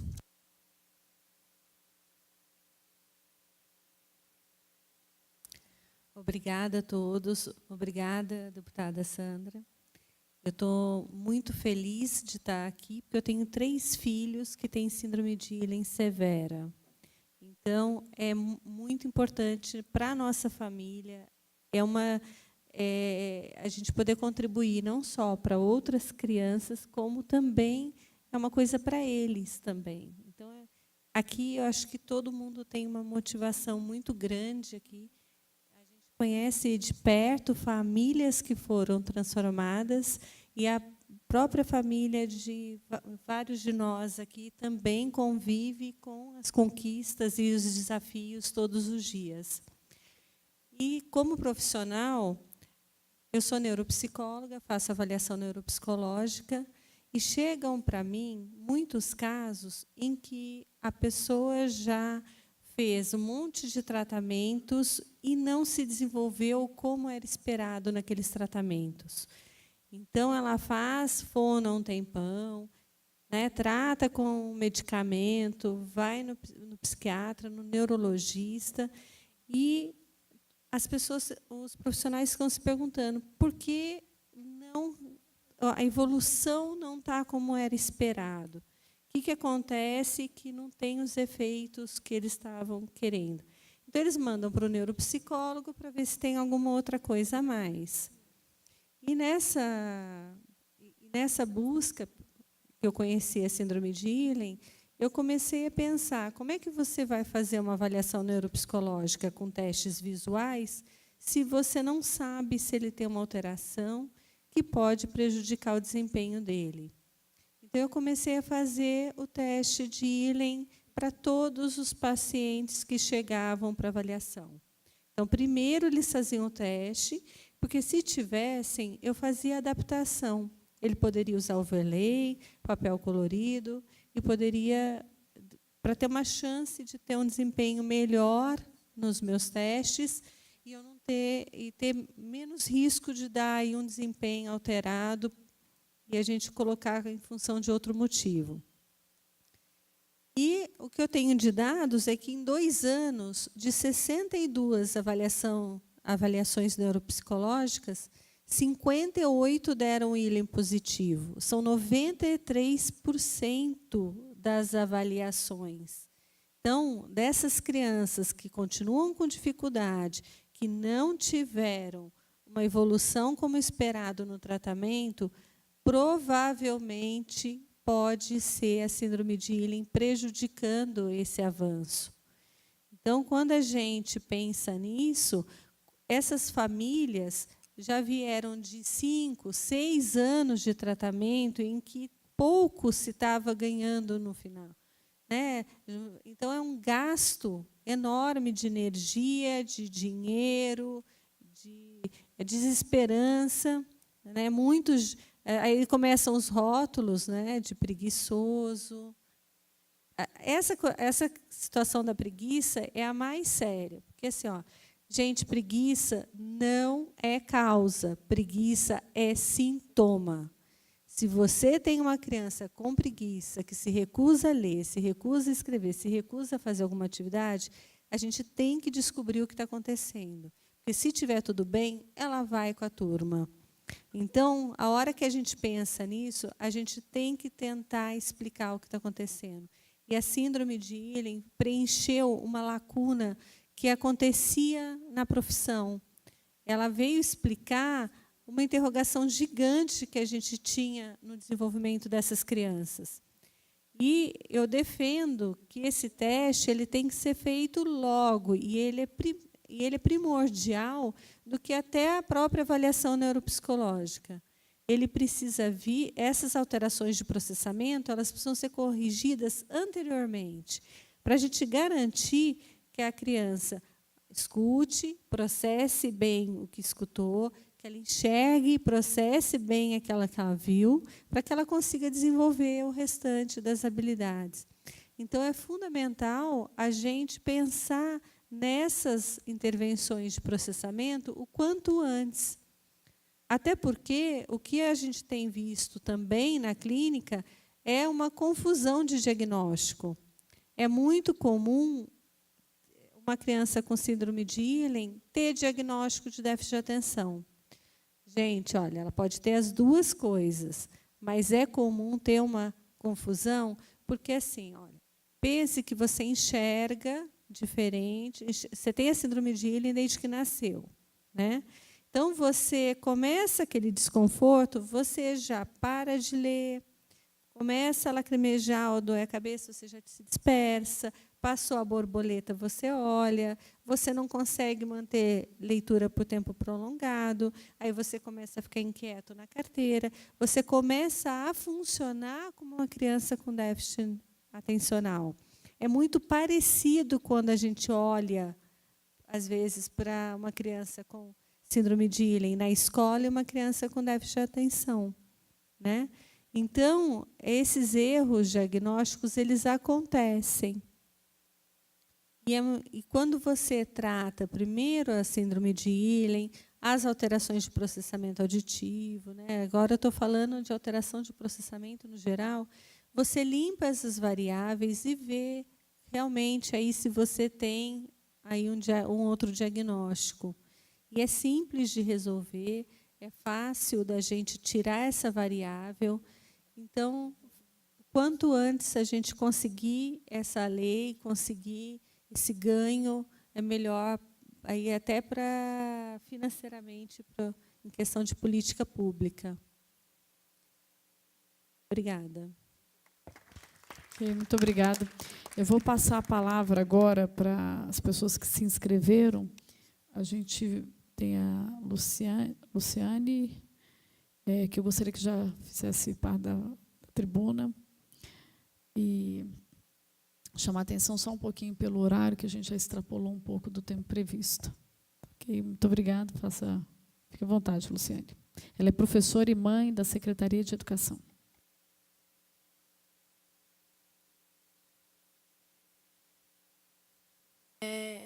A minha filha, ela tem 16 anos, mas desde os 5 anos ela apresentou dificuldades. Ela teve o diagnóstico de transtorno de humor, transtorno de ansiedade, DPAC, muita coisa na vida da Maria Júlia. Suspeita de DM e suspeita de dislexia. O ano passado ela fez a primeira avaliação neuropsicológica, não deu dislexia. E a doutora da Maria Júlia pediu para esperar mais um ano, porque não podia se fazer uma avaliação atrás da outra.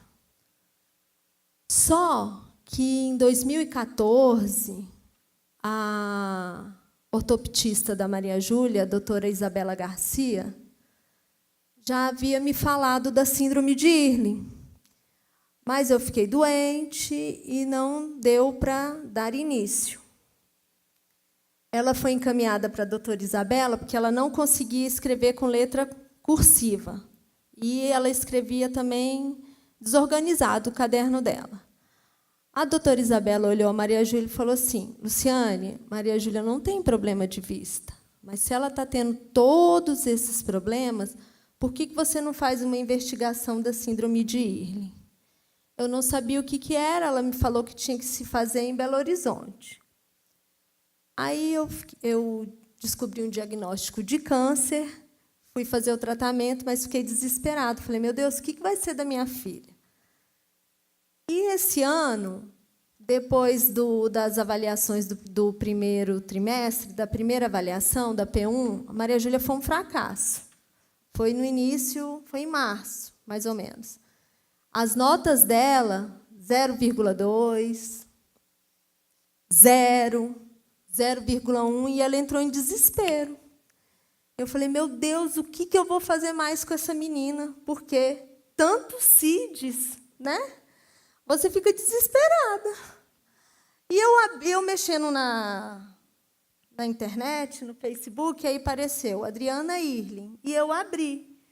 E tinha um vídeo de uma menininha que apresentava as mesmas características da Maria Júlia. Aí eu vi que era aqui do DF. Aí eu procurei e tinha o sobrenome dela, Almada. E, por coincidência, o meu esposo trabalha numa instituição que tem uma pessoa também com esse nome. Eu falei, Guga. Ela fala com ele, eu preciso dela para Maria Júlia. E aí, meu esposo entrou em contato, a gente fez a avaliação. A Maria Júlia fez a avaliação dela numa sexta-feira. No domingo, a gente foi estudar para a prova de geografia. E eu só estudava com a Maria Júlia, mapa mental, videoaula, porque ela não compreendia nada. E, nesse dia, ela levantou, pegou as lâminas e sentou. Eu falei, peraí, Maria Júlia, eu vou ler para você. Vamos passar a videoaula. Ela falou, não, mãe, não precisa. Além da Maria Júlia ler melhor do que ela lia, ela me explicou tudo. E ela olhou para mim e falou assim, mãe, você está vendo o que aconteceu? Eu falei, estou. Nós duas choramos. Então, assim, eu costumo falar que a vida da Maria Júlia tem 2 períodos. Antes de conhecer, eu falo que é a Adriana, porque ela foi um sol na vida da gente. E depois, porque hoje a Maria Júlia, ela já tem, a autoestima dela está melhor. As notas da Maria Júlia, sociologia e filosofia, ela tirou 3,9, a prova valendo 4. As outras notas dela subiram assim consideravelmente. Antes a Maria Júlia ficava de recuperação em todas as matérias, eu descabelava. Ela só ficou de recuperação em redação. Porque, como ela escreve em letra cursiva e ela ainda tem alguns erros de ortografia, a nota dela caiu e ela ficou de recuperação por 0,8 décimos. Então, assim, a autoestima da Maria Júlia melhorou, a minha vida melhorou, hoje eu tenho mais tranquilidade. E, quando saiu esse relatório da Adriana, eu levei na doutora da Maria Júlia, porque a Maria Júlia também tinha suspeita de autismo. E eu entreguei tudo para ela, os relatórios da Adriana. Ela fez outra avaliação com a neuropsicóloga Ana Paula Chianca e entreguei. ela olhou assim, a da Irlin, falou assim, isso aqui eu nem vou olhar, porque eu não acredito. Aí eu falei, tá bom. E agora, em agosto, a gente retornou, eu levei todos os resultados da Maria Júlia, das provas, e falei como a Maria Júlia está se sentindo, porque hoje ela tem mais confiança, hoje as colegas não falam para ela. Na sala de aula, as colegas falavam, nossa, Maria Júlia é preguiçosa, é burra, não quer fazer nada. E isso machucava muito. Então, assim, a Maria Júlia está mais tranquila. E a doutora Audrey olhou e falou assim, Luciane, eu tinha falado para você que eu não acreditava nisso, mas se a Maria Júlia está tão bem hoje, eu acredito. Aí ela procurou, pesquisou. Então, assim, para mim foi uma satisfação muito grande, porque, apesar de eu estar vendo o resultado da Maria Júlia, como a doutora acompanha a Maria Júlia desde os 5 anos, eu ficava com essa insatisfação. Depois que eu tive o aval dela, eu fiquei mais tranquila, mesmo vendo os resultados. E a Maria Júlia mais ainda, porque ela precisa do aval da doutora Audrey. Ela ainda não está usando óculos, porque tudo para ela é muito sensível, ela tem que se acostumar. Mas, com as lentes, ela está maravilhosa. E eu só tenho a agradecer o trabalho que vocês fazem, o carinho, a atenção que a Adriana teve com a minha filha. Mas eu, como professora da rede pública, cheguei na escola e falei o que tinha acontecido. E as minhas outras amigas também conheciam a Maria Júlia. Ela falou, Luciane, isso é um achado. Se a gente tivesse oportunidade de ter esses testes na rede pública, nós, professores, não sofreríamos tanto, porque a gente se vira do avesso, às vezes, para fazer uma intervenção com o aluno e você não vê resultado. E como deu resultado com a minha filha, eu tenho certeza que, se houvesse isso, né, essa avaliação nas escolas, muitos alunos não estariam sofrendo o que a minha filha sofreu durante 10 anos. Então, assim, eu só tenho a agradecer a vocês, agradeço, peço a Deus todo dia pela vida de todos que trabalham com a Irlin, porque foi um marco na minha vida. Obrigada. Ok, muito obrigada. Queria chamar a Ana Paula. Falar só um detalhe? Pois não. Pequenininho. Enquanto isso, pode vir, Ana Paula. Primeiro é o seguinte, isso que aconteceu com Maria Júlia tem só 2 meses. Nós não estamos falando de 2 anos de intervenção, de um tratamento complicado. É uma intervenção simples que mudou a vida de uma menina em poucos dias. E outro detalhe é que a Maria Júlia utilizava a ajuda de ledor e transcritor. Na semana seguinte ao teste, só porque ela estava com overlay, ela já dispensou a ajuda do ledor e utilizou folhas coloridas para dispensar o transcritor.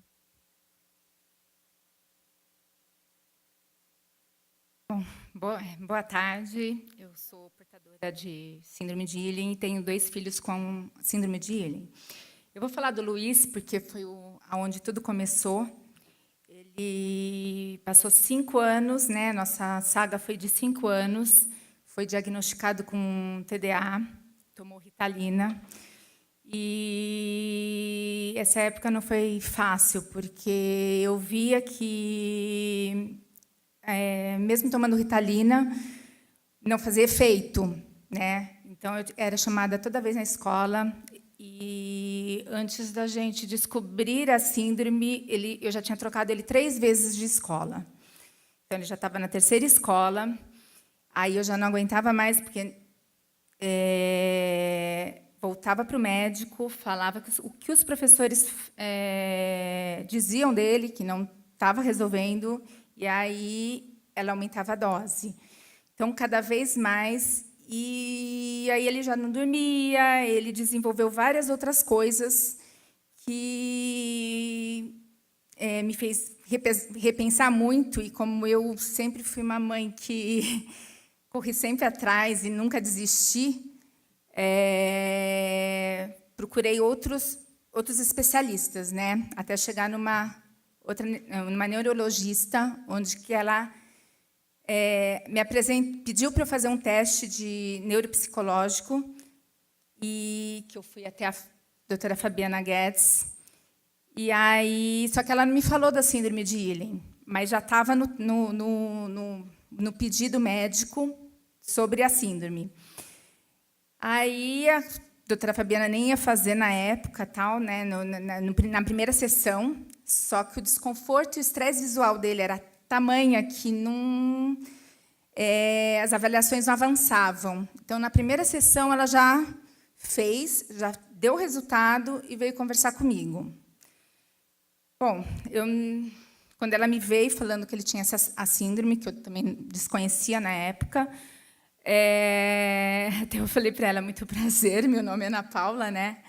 Porque... E aí ela, né, com toda a calma, foi me explicando e foi me clareando as coisas, porque aí eu fui observando que realmente tudo que ela foi falando é o que ele fazia e eu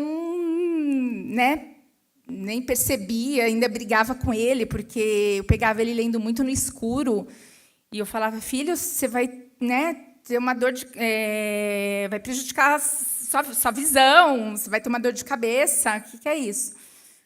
Bom, aí eu falei, tá.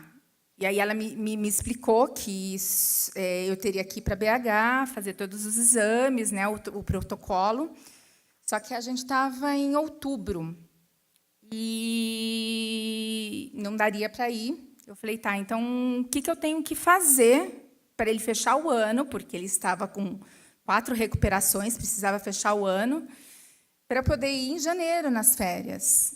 Aí ela me explicou, falou sobre o caderno com as cores, né, colorido, o overlay, a transparência. No dia seguinte, eu corri atrás, expliquei para a escola, que acatou super bem. E ele já estava com todo o material, né, toda a intervenção ali para finalizar o ano e a gente poder ir em janeiro mais tranquilo, nas férias. Conclusão, fechou o ano sem recuperação, que foi a alegria que ele nunca tinha fechado, né? Porque, apesar de ser um menino super inteligente, ele não escrevia, não copiava nada do quadro, fugia da sala de aula, né? Não queria ficar. Só que ele era um bom ouvinte, né? E visual. Então, como ele captava as coisas, eu colocava muito videoaula para ele. Então, ele conseguia, né, colocar, só que, assim, por exemplo, uma matemática, ele fazia tudo de cabeça. Só que o professor descontava porque ele tinha que fazer a estrutura, né, do exercício. Mas, enfim, fomos para BH, e ali na sala de espera, você conversa com várias mães. E aí conversei com uma mãe que tinha uma adolescente com acho que 16 anos, e ela foi uma das, não a primeira, mas uma das primeiras pacientes da doutora Márcia, e que foi descoberto na alfabetização.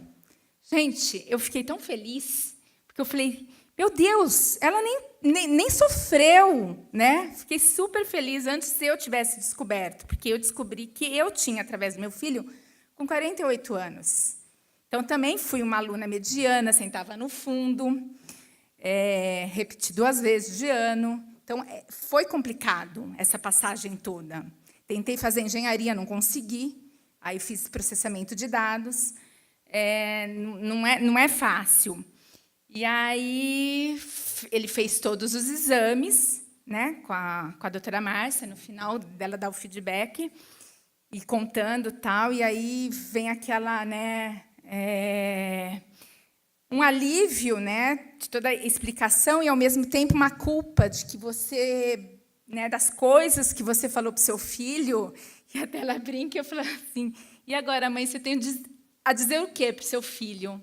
Só perdão, né? Filho, você me perdoa pelas coisas que eu falei para você. Né? E aí ele já está no 2º filtro.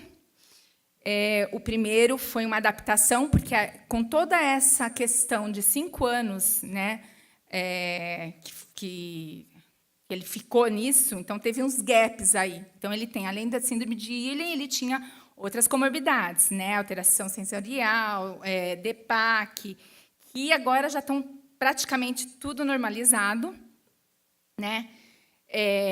mudei ele já está no segundo filtro, já está indo já foi para uma 4ª escola, né? Tive que mudar de novo, porque, como já disseram, fica o rótulo, né? Então, ele já não aguentava mais os amigos tirando sarro dele e os professores chamando ele de vagabundo, preguiçoso. E engraçado, na entrevista dele, né, nessa escola que ele está atual, ele chegou e falou, né, porque ele falou, eu não gosto de fazer tarefa, de lição de casa, eu não copio muitas coisas da lousa. E aí a pessoa que estava entrevistando virou para ele e falou: bom, e aí, você está querendo mudar? Por quê? Né? Ele falou: porque agora eu quero ser um outro aluno. Eu quero que meu pai tenha orgulho de mim, que meus amigos não tirem sarro e os professores não me chamam de vagabundo. Então, assim, hoje ele está no 9º ano, super feliz, né? Na escola nova foi super bem aceito. E a menor nota dele é 7,5, que foi de química. Entendeu? Mas... E a minha filha também. O dela não foi tanto, porque eu descobri mais cedo, mas também todos os sintomas que ela tinha, né, que era ficar indo para a enfermaria todos os dias por conta de dor de cabeça, enjoo e outros sintomas, se cessaram depois do uso do óculos. E é isso. Ok, muito obrigada. Eu gostaria de agradecer a presença de todos. Na grande maioria, todas, né? Todas participaram, né? Dessa audiência pública. Dizer que eu saio daqui mais enriquecida em conhecimento e mais entusiasmada para que a gente tenha ações efetivas. Passei aqui para a doutora Márcia alguns pontos que eu considero extremamente importantes para a gente fazer as indicações ao governo e a alteração do texto. Ele está na CUF, hoje, na Comissão de Orçamento e Finança, mas a gente já identificou, através das meninas que foram lá no gabinete, que tinha que fazer uma mudança no texto. Então, nós já estamos fazendo, passei para a doutora Márcia, submetemos a ela para que ela faça as análises necessárias, possa devolver para a gente fazer as alterações na comissão e também fazer as indicações ao governo. Acredito que todos aqui saímos com mais aqui do que entramos.